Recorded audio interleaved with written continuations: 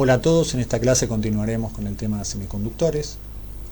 Al igual que en el video anterior, comenzaremos con un repaso de algunos aspectos de teoría de bandas y luego sí entraremos en el tema de semiconductores intrínsecos. Bueno, el objetivo final de esta clase es determinar la densidad de portadores en semiconductores intrínsecos. Bueno, comencemos con un repaso del concepto de masa efectiva. Recordemos de las leyes de Newton que la sumatoria de fuerzas es igual a la masa por la aceleración. Ahora vamos a considerar un campo eléctrico externo actuando sobre un electrón libre, por lo que la fuerza que siente el electrón estará dada por este término, donde xi es el campo eléctrico, y si despejamos vemos que la aceleración es inversamente proporcional a la masa. Esto para el caso de un electrón libre. Lo que queremos hacer ahora, a partir del uso de la masa efectiva, es considerar toda la información de la interacción en un término de masa, de forma que la ecuación para la aceleración nos quede así de simple, es decir, únicamente dependiendo de las fuerzas externas y de un término de masa efectiva que contendrá toda la información de la interacción entre el electrón y los iones del sólido. Para esto vamos a hacer una descripción semiclásica porque va a tener una parte cuántica y una parte clásica.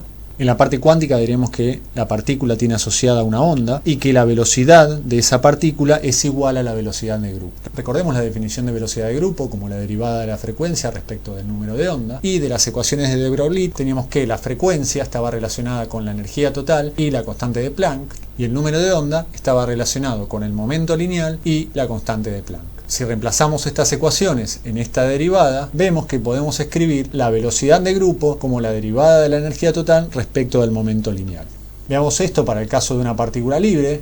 Aquí tenemos la energía total de la partícula, que es solo cinética, y en un caso no relativista lo podemos escribir como p cuadrado sobre 2m, simplemente porque el momento lineal es m por la velocidad de la partícula. Y si realizamos la derivada de la energía total respecto del momento lineal para obtener la velocidad de grupo, vemos que coincide con la velocidad de la partícula. Bueno, para un caso en que la partícula no está libre, esto puede generalizarse, puede probarse que sigue valiendo que la velocidad de grupo es igual a la velocidad de la partícula. Continuemos entonces con la parte clásica de este análisis. Tenemos que la variación de energía va a estar dada por el trabajo, en este caso por la fuerza dada por el campo eléctrico que actúa sobre el electrón, y el diferencial de longitud que recorre el electrón en ese campo.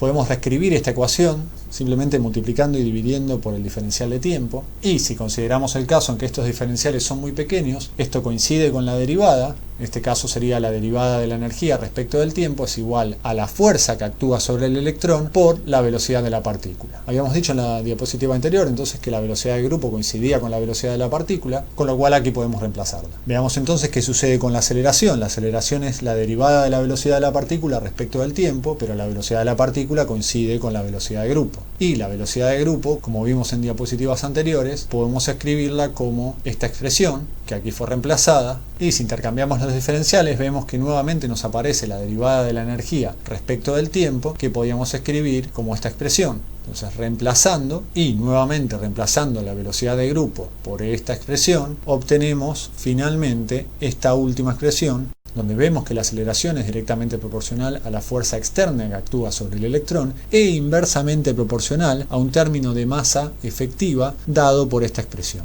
Bueno, entonces teníamos que para una partícula libre la aceleración estaba dada por esta expresión, donde aquí esto es directamente la masa de la partícula, pero ahora para el caso de una partícula en un potencial tenemos una expresión similar, pero ahora con el término de masa efectiva, donde la masa efectiva está dada por esta expresión. Veamos para el caso entonces de la partícula libre, teníamos que la energía la podíamos escribir como p cuadrado sobre 2m, que a su vez podíamos escribir de esta manera. Si realizamos la derivada segunda de la energía total respecto del número de onda, vemos finalmente que la masa efectiva coincide con la masa de la partícula, con lo cual esta expresión incluye el caso de partícula libre, pero es mucho más general porque la podemos usar para casos en que la partícula está en un potencial, por ejemplo en un sólido. Bueno, veamos un ejemplo para un caso de una partícula en un potencial periódico, tal como vimos en el capítulo 24 con el modelo de Kronig-Penning, que teníamos un arreglo periódico infinito de potenciales tipo pozo, finito, y resolvíamos el caso en que la energía era menor que la altura del pozo. Obteníamos una relación de dispersión que nos predecía bandas permitidas y bandas prohibidas. Calculemos entonces el término de masa efectiva para la primera banda.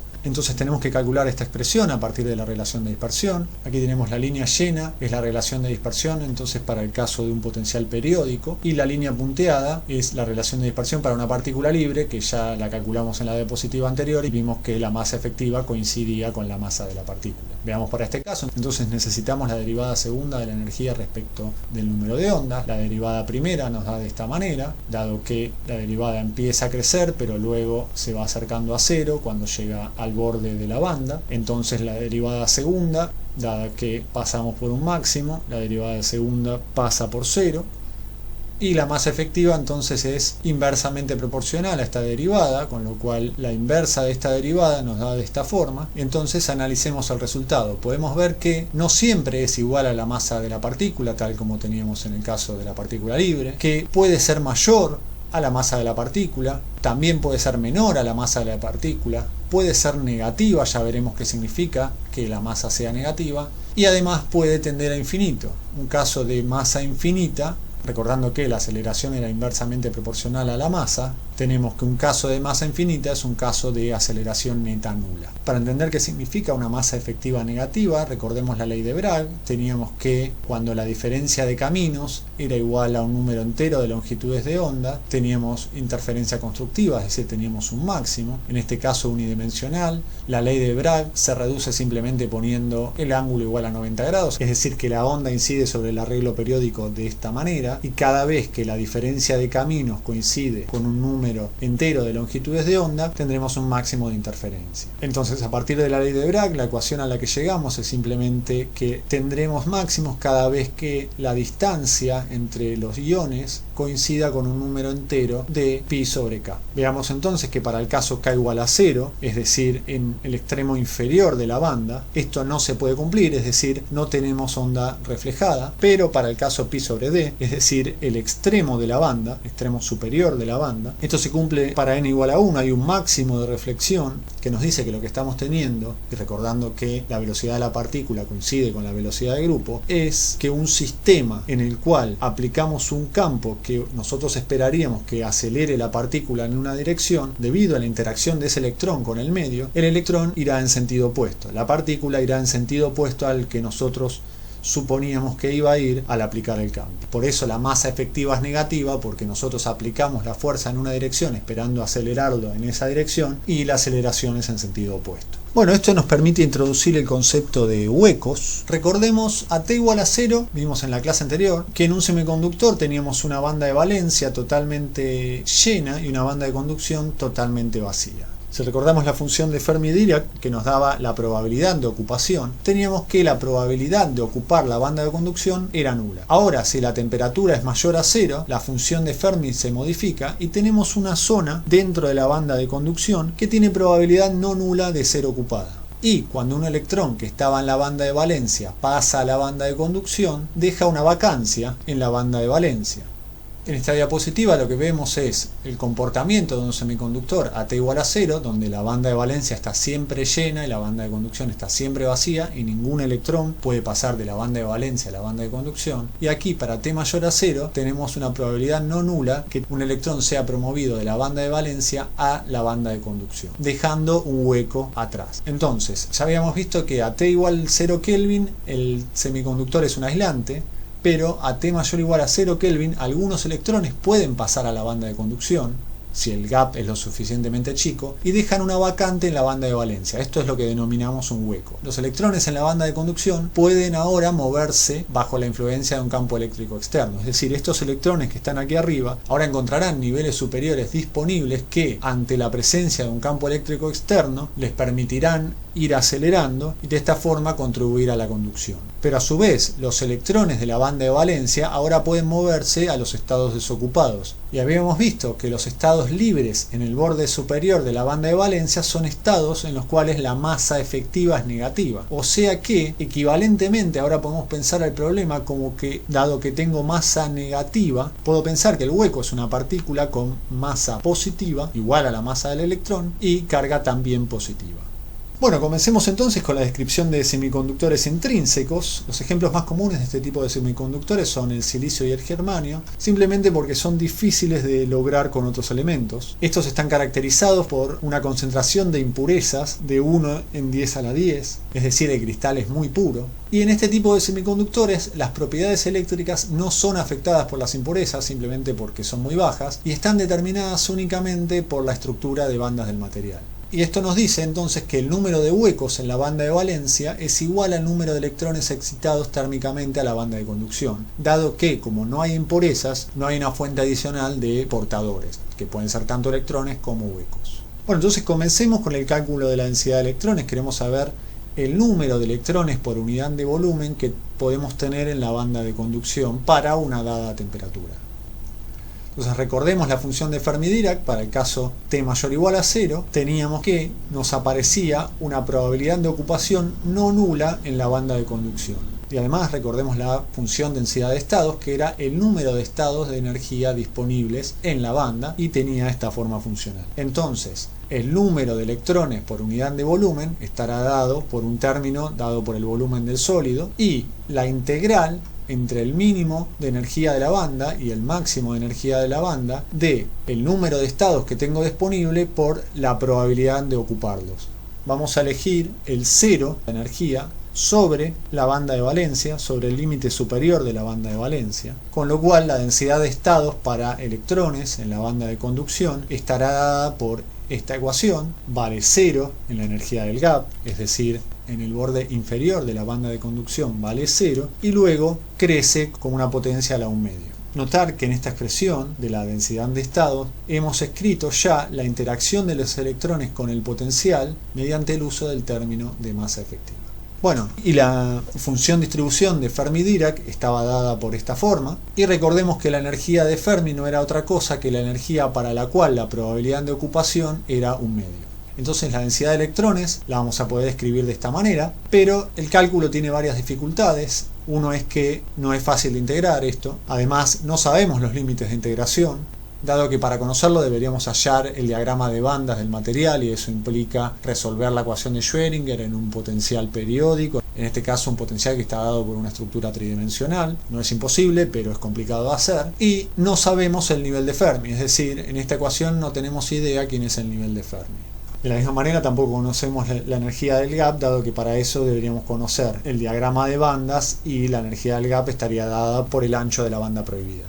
Vamos entonces a hacer un cálculo aproximado. Primero vamos a decir que la energía de Fermi es aproximadamente la energía del gap sobre 2. Esto lo vamos a probar más adelante. Vamos a usar un orden de magnitud, que es que la energía del gap es del orden de un electrón-volt. Esto es algo común para semiconductores. Con lo cual, si ponemos el 0 de energía sobre el borde superior de la banda de valencia, tenemos que la energía dentro de la banda de conducción menos el nivel de Fermi, que es el término que nos aparece en la función de Fermi, es siempre mayor o igual a 0.5 electronvolt. Es decir, si esto es un electronvolt y el nivel de Fermi está en 0.5 electronvolt, yo sé que siempre la energía dentro de la banda de conducción va a ser mayor a 0.5 electronvolts. Y además, si consideramos el caso en temperatura ambiente, estos son unos 300 grados Kelvin, tenemos que el producto de la constante de Boltzmann por la temperatura es del orden de 0.025 electronvolt. Y si vamos al término en el denominador de la función distribución de Fermi-Dirac, vemos que podemos aproximar este término directamente por la exponencial, dado que este término es mucho más grande que este término. Y finalmente nos queda que la función distribución de Fermi-Dirac para un semiconductor con un gap de este orden y a esta temperatura se aproxima a la función distribución de Maxwell-Boltzmann, es decir, directamente esta exponencial. Bueno, además vamos a usar un resultado que es el ancho aproximado de la banda de conducción es de 1 electronvolt, o sea que la función distribución de Fermi-Dirac en el mínimo podemos calcularla y es del orden de 10 a la menos 9, considerando que el mínimo es la energía del gap.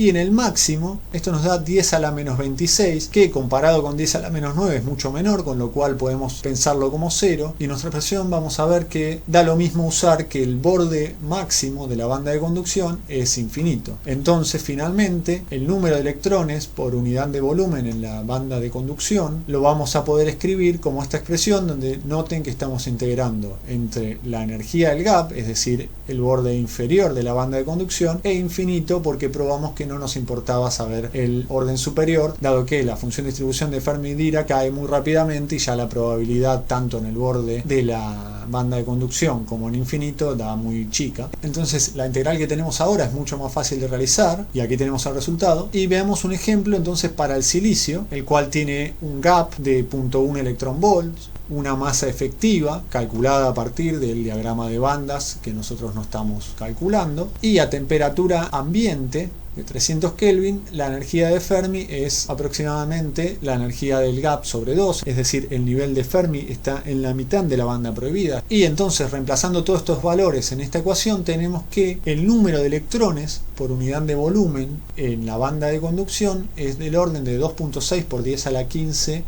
metro cúbico a la menos 1, que si uno lo compara con un conductor típico, ve que este número es 13 órdenes de magnitud más chico. Y si lo compara con un aislante, se hace una comparación entre un aislante y un semiconductor, recordemos que el tamaño del gap es lo que determina si un material es conductor o aislante.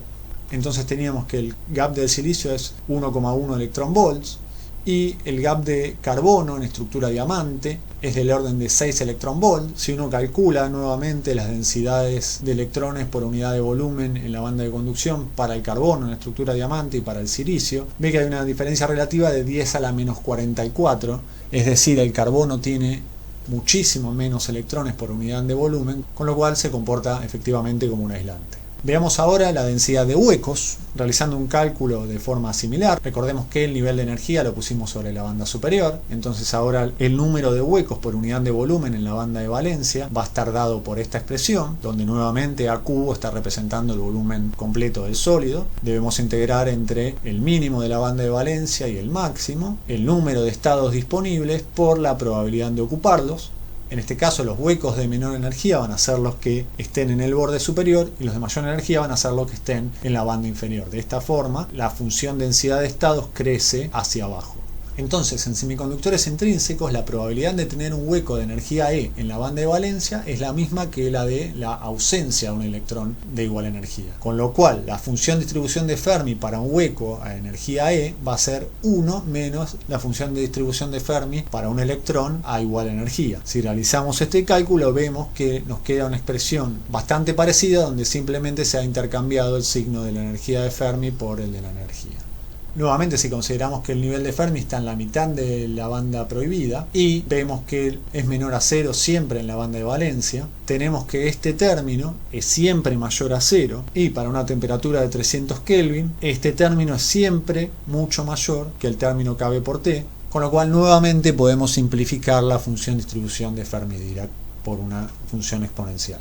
Entonces, recordando, teníamos para electrones, la banda de conducción tenía su borde inferior en el valor de energía del gap y crecía como una potencia a la 1 medio. Y para huecos nos queda algo muy parecido, pero que crece desde el borde superior al borde inferior en la banda de valencia. Finalmente podemos hacer la cuenta. Ahora vamos a tener que el máximo de la banda de valencia está en 0, dado que así elegimos el 0 de energía, y el mínimo podemos usar argumentos similares a los que usamos para la banda de conducción, donde vemos que da igual tomar menos infinito que el borde real de la banda de conducción, pero para eso deberíamos hacer todo el cálculo de diagrama de bandas. Entonces nos queda esta integral que es simple de resolver. Aquí tenemos el resultado, el número de huecos por unidad de volumen en la banda de valencia queda de esta forma, y recordemos el número de electrones por unidad de volumen en la banda de conducción y veamos que cuando hacemos el producto de estos dos valores no depende de la energía de Fermi. Entonces, como es un semiconductor intrínseco, la única fuente de electrones para la banda de conducción es la banda de valencia, o sea que el número de huecos coincide con el número de electrones. Si coinciden, entonces yo podría calcularlo simplemente haciendo el producto y tomando la raíz cuadrada, dado que sería raíz cuadrada de n cuadrado me vuelve a dar n. Entonces aquí lo que estamos escribiendo es que el número de huecos es igual al número de electrones, que el número de electrones está dado por esto y que esto también a su vez es igual a la raíz del número de electrones por el número de huecos, que es esta expresión. Si ahora despejo la energía del nivel de Fermi de esta ecuación, obtengo este resultado que me dice que va como la energía del gap sobre 2 más un término logarítmico del cociente entre las masas efectivas de los huecos y los electrones. Entonces podemos ver de esta expresión que para temperatura igual 0 Kelvin, la energía de Fermi es siempre la energía del gap sobre 2, y esto también se cumple cuando las masas efectivas de los huecos y los electrones son iguales. Y podemos ver que para temperaturas bajas y masas no muy diferentes, esto es aproximadamente la energía del gap sobre 2. Veamos, para un caso típico la energía del gap es un electronvolt, y para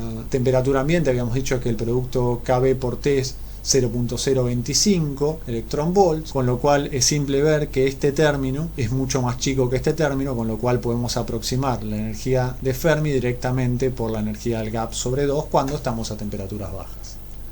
Estamos diciendo que la energía del nivel de Fermi coincide con el centro de la banda prohibida, pero el hecho de que este nivel se encuentre en la banda prohibida no implica que se pueda poner electrones dentro del gap, porque si bien la función distribución, o sea la probabilidad de ocupación, es distinta de 0, nuestro número de estados disponibles dentro de la banda prohibida es nula, con lo cual el producto de estos nos da 0 y nunca podremos tener electrones dentro de la banda prohibida. Bueno, en el próximo video veremos semiconductores extrínsecos, en los cuales pondremos impurezas y veremos que ya no va a valer que el número de huecos en la banda de valencia coincide con el número de electrones en la banda de conducción.